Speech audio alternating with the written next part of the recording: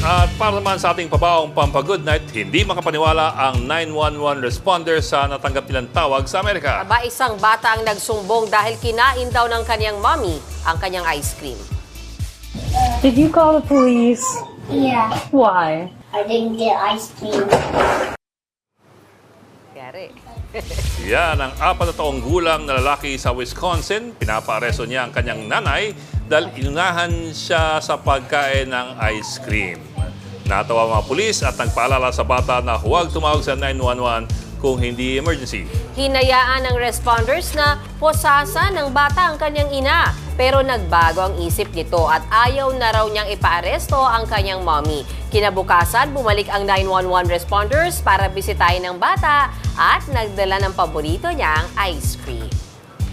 Mga kapatid, Ed Lingaw po, maging maalam at may pakialam sa mga napapanahong balita sa ating bansa. Para sa mas malalimang pagtalakay at paghimay sa mga issue at headlines, tumutok lamang at mag-subscribe sa social media pages ng News 5.